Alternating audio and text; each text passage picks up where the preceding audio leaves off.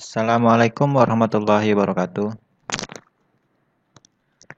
Oke, untuk pembelajaran blended, mata kuliah elektronika analog, subjudul pembiasaan transistor, yang seharusnya kita lakukan pada pertemuan tatap muka, sekarang kita lakukan secara blended. Baik, untuk materi hari ini, kita akan membahas tentang pembiasaan transistor, lanjutan pada materi sebelumnya tentang karakteristik data transistor. Nah, pembiasaan pada transistor BJT tersebut, analisa yang kita lakukan di sini meliputi yaitu analisa AC dan analisa DC. Analisa AC ini meliputi penguatan tegangan dan arus serta impedansi input dan output, sedangkan analisa DC digunakan untuk menentukan titik kerja operasi dari transistor dengan jalan pengaturan besar arus dan tegangan. Nah, untuk penguatan tegangan dan arus ini akan kita bahas pada pertemuan selanjutnya, yaitu pada common collector, emitter, dan basis. Nah, untuk sekarang kita fokus ke analisa DC dari rangkaian transistor tersebut. Dalam pembahasan ini ada beberapa hal yang harus kita perhatikan. Yang pertama, VBE itu kita gunakan sebesar 0,7 volt. Karena memang basis emitter itu membutuhkan tegangan barrier sebesar 0,7 volt untuk bekerja pada transistor tersebut. Nah, untuk besar IE itu besarnya adalah beta tambah 1 per IB dikalikan IB atau mendekati dengan IC. Karena memang IB dari sebuah transistor itu sangat kecil. Sedangkan IC adalah beta IB. Itu sebesar penguatan dari IB. Beta adalah penguatan. Nah, sekarang kita masuk ke rangkaian pertama, yaitu rangkaian fixed bias. Rangkaian fixed bias ini sama dengan rangkaian yang pernah kita belajar sebelumnya, di mana rangkaian fixed bias ini adalah rangkaian standar atau rangkaian yang sering digunakan dalam rangkaian transistor. Rangkaian ini merupakan bentuk konfigurasi pembiasaan yang paling sederhana untuk memulai analisa rangkaian transistor. Konfigurasinya dapat dilihat pada gambar berikut.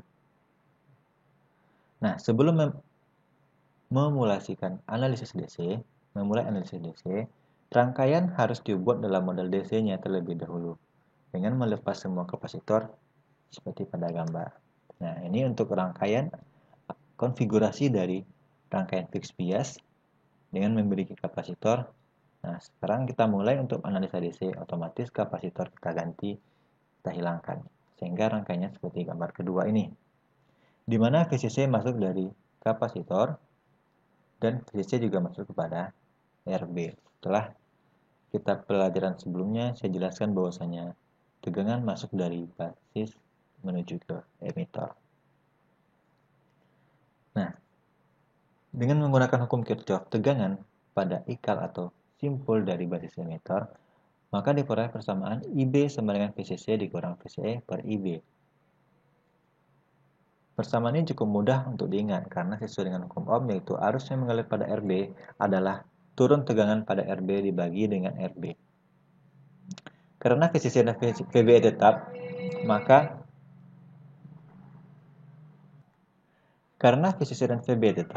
maka RB adalah penentu arus basis pada titik kerja. Nah, jadi RB yang di sini adalah penentu berapa arus basis yang masuk untuk bekerjanya sebuah transistor tersebut.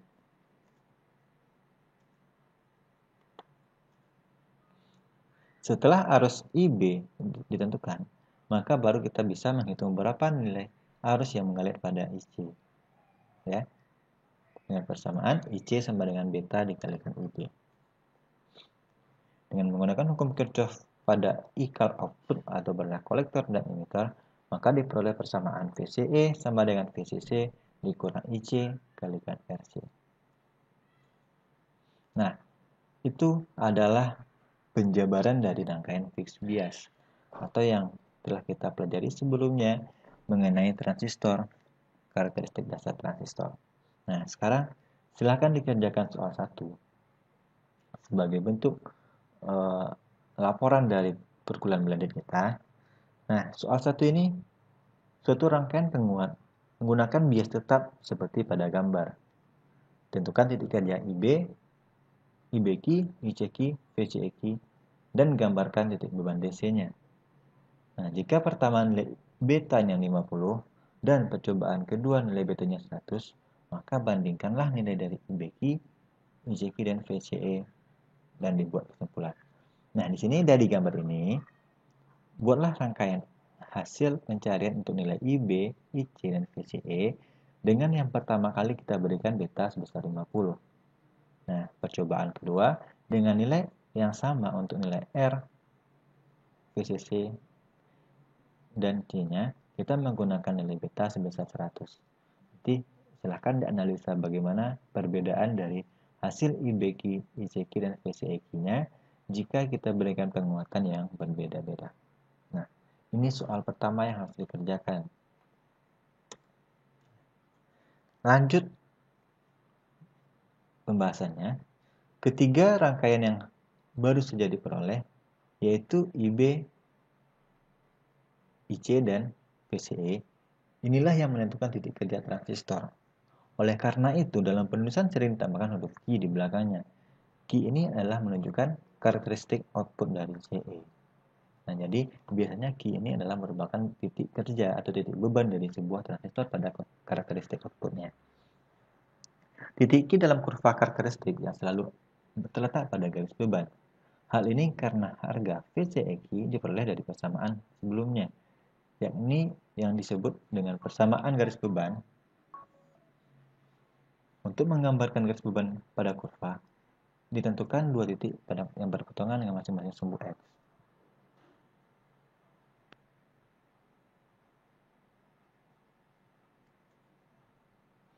Nah, garis beban akan memotong sumbu VCEQ apabila arus IC sama dengan 0.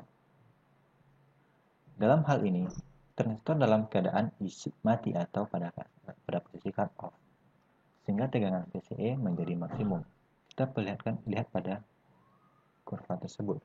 VCE sama dengan VCC. Nah, garis beban akan memotong sumbu Y atau pada sumbu IC apabila tegangan VCE sama dengan 0. Dalam hal ini, transistor dalam keadaan jenuh atau VCE-nya sama dengan 0, sehingga arus IC berada pada arus maksimum, yaitu IC max sama dengan VCC per RC. Apabila kedua titik ekstrem atau VCE max dan IC max ini dihubungkan, maka diperoleh garis beban di mana titik Q berada. Nah, sekarang kita akan mencoba melihat berapa nih titik Q-nya. Garis beban ini disebut dengan garis beban DC karena hanya berkaitan dengan parameter DC dari rangkaian. Nanti pada pembahasan rangkaian bias lainnya akan dianalisis juga garis beban DC tersebut. Nah, jadi titik Q inilah yang dikatakan sebagai titik kerja dari transistor, di mana kita memiliki nilai ICQ dan VCEQ yang tidak berada pada zona mati ataupun zona saturasi.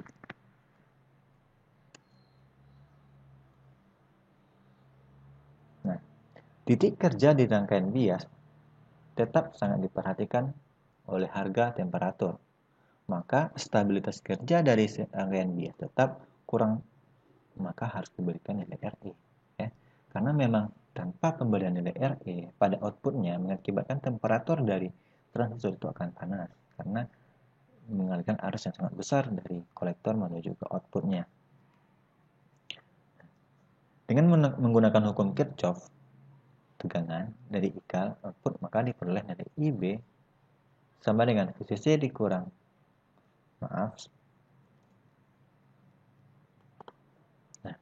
dengan menggunakan hukum Kirchhoff tegangan dari ikal input basis emitter dapat ditentukan rumus mencari IB, yaitu IB sama dengan VCC dikurang VBE, RB ditambah beta tambah 1 dikalikan RE. Nah, sekarang kan kita udah punya nilai RE di sini, maka kita tambahkan, kita kalikan dengan nilai RE-nya. Nah, dengan menggunakan hukum Kirchhoff tegangan dari ikal input yaitu di sini basis dan emitter dapat diturunkan persamaan sebagai berikut, yaitu VCE sama dengan VCC dikurang IC dikalikan RC tambah RE. Harap dicatat semua rumus-rumus yang sudah saya sampaikan agar nantinya mengerjakan soal-soal Anda lebih gampang. Nah, IC sama dengan beta dikalikan IB. Persamaan ini dapat menentukan garis beban DC pada kurva output. Pada saat arus IC sama dengan 0 atau transistor mati, maka tegangan VCE pun akan maksimal.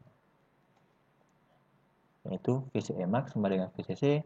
Pada VCE dengan 0 atau posisi jenuh, maka IC max sama dengan VCC per RC tambah RE. Pada pembahasan sebelumnya dijelaskan bahwasanya jika kita masih belum menggunakan RE, maka IC max-nya adalah VCC per RC. Nah, sekarang karena sudah ada RE di sini, maka untuk IC maksimumnya yaitu VCC per RC ditambahkan RE.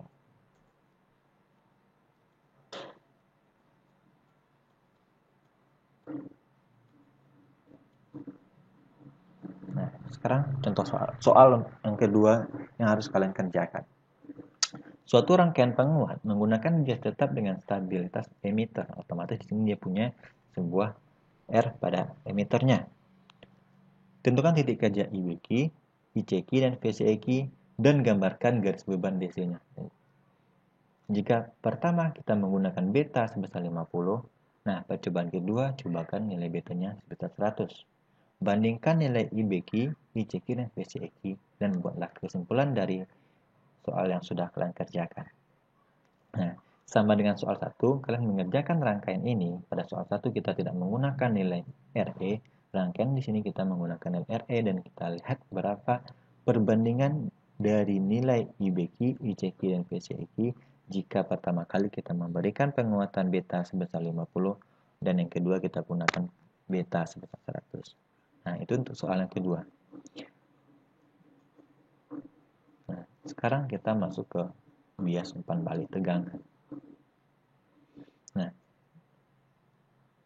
kalau membahas tentang umpan balik berarti di sini dia punya feedback. Nah, feedbacknya berada pada titik RB. Di sini RB terjadi percabangan dari arus kolektor menuju basis dan masuk ke transistor di kaki kolektornya. Untuk memperbaiki stabilitas titik kerja terhadap perubahan beta, digunakan rangkaian bias DC dengan menggunakan umpan balik tegangan. Nah, gambar di bawah merupakan penguat transistor dengan menggunakan bias umpan balik tegangan. Perlu diperhatikan bahwasanya arus yang mengalir pada RC bukanlah IC. Yang ini ya. Jadi ini bukan nilai IC seharusnya, ini adalah nilai ICQ. Melainkan IC aksen. Di mana IC aksen itu adalah nilai dari IC ini ditambahkan dengan IB. Karena di sini ada percabangan, makanya di sini ada nama IC aksen. Jadi IC aksen ini merupakan IC ditambahkan dengan IB. Tetapi karena harga IC aksen dan IC jauh lebih besar dibandingkan IB, maka secara pendekatan IC aksen dapat dianggap sama dengan IC sama dengan IC mendekati dengan IC mendekati dengan beta IB. Nah, berarti IC aksen itu sama dengan IC sama dengan beta IB. Nah, demikian juga pada IE, bahwasanya IE itu sama dengan IC. Sehingga kita dapat menghitung nilai IB, berarti nilai IB ini jika kita lihat dari rangkaiannya, IB itu berasal dari VCC dikurang VBE per RB tambah beta penguatan dikalikan RC tambah RE. Arus IC dapat diperoleh dengan menaikkan IB dengan betanya, yaitu IC sama dengan beta IB. Selanjutnya, harga VCE dapat dihitung dengan menerapkan hukum Kirchhoff tegangan pada ikat output kolektor emitternya, yaitu VCE yang ini, VCE sama dengan VCC dikurang IC dikalikan RC ditambah RE. Nah, itu rumus untuk mencari tegangan pada VCE-nya. Soal yang ketiga, dari rangkaian umpan balik, nah kalian diminta untuk menentukan berapa nilai titik kerja dari ICQ dan VCEQ dari rangkaian seperti pada gambar di bawah ini. Nah, di sini ada dua nilai beta yang harus kalian ujikan. Yang pertama beta 90 dan kedua betanya 135. Nah, bandingkan hasilnya. Berapa nilai dari ICQ dan VCEQ-nya.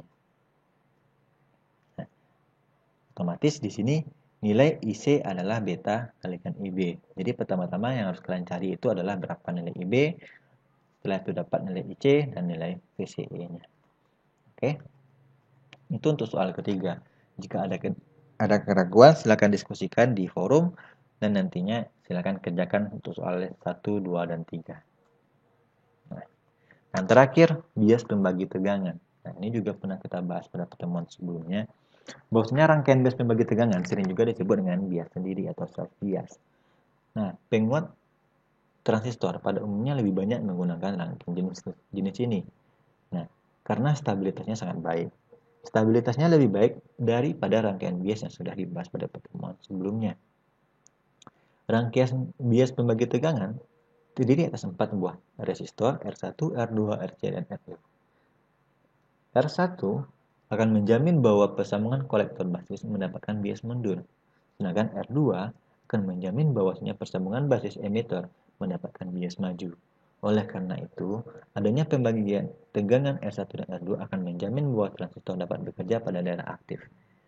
RC sebagai resistansi beban kolektor dan RE sebagai stabilitasnya, DC-nya.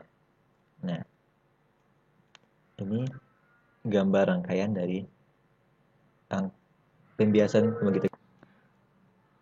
Analisa DC rangkaian bias pembagi tegangan ini dimulai dengan menggambarkan lagi bagian input dari rangkaian tersebut pada gambar. Jaringan input dari rangkaian diselesaikan dengan metode Thevenin, yaitu menggantikan sebuah sumber tegangan VTH dan sebuah resistansi RTH di sini, ya. Hubungan antara VTH dan RTH adalah seri, sehingga diperoleh rangkaian Thevenin yang sederhana. Dalam analisa penguatan transistor, tegangan Thevenin sering disebut dengan VBB dan resistansi Thevenin disebut dengan RB. Oke. Untuk mencari RB tersebut, ya. Nah, ini yang dinamakan dengan R1 pada kaki basis dan R2 pada kaki basis. Untuk mencari nilai RB tersebut, kita menggunakan rumus R1 kali R2 per R1 tambah R2. Sedangkan untuk VBB atau VTH atau VR2-nya adalah R2 per R1 tambah R2 dikalikan VCC. IB berarti VBB dikali VBE per RB tambah 1 tambah beta dikalikan RE. Isinya VBB dikurang VBE per RB per beta ditambahkan RE. Dan VCE-nya adalah VCC dikurang IC dikalikan RC tambah RE. Nah, itu untuk semua rumus yang bisa digunakan untuk menghitung berapa nilai output dari rangkaian pembagi tegangan. Nah, soal terakhir, suatu rangkaian penguat menggunakan bias pembagi tegangan seperti pada gambar. Nah, di sini ditentukanlah nilai ICQ dan VCEQ-nya pada rangkaian penguat. Nah, jadi di sini yang pertama-tama harus kalian tentukan dulu nilai RB dari R1 dan R2. Setelah itu gunakanlah R tersebut untuk menentukan berapa nilai dari ICQ dan VCEQ-nya. Nah, seperti pada gambar yang sudah kita jelaskan sebelumnya. Ini adalah R1 R2 yang merupakan dari sumber tegangan VCC. Otomatis RB itu adalah R1 dan R2. VBB atau VTH itu adalah V yang ada pada R2 ini, atau kita lihat kembali pada gambar yang ada pada di sini, ya, yang masuk pada basis VBB. Nah, baru kita bisa menghitung berapa nilai IB, IC, dan VCE-nya. Nah, silakan kerjakan semua soal tersebut di kertas 1 lembar. Nah, nanti akan saya bukakan di learning untuk pengiriman soalnya. Ya, untuk pengiriman hasilnya akan saya bukakan di learning.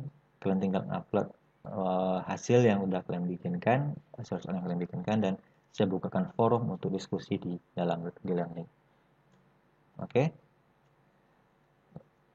Terima kasih untuk perkuliahan blendednya. Selamat mengerjakan perkuliahan blended.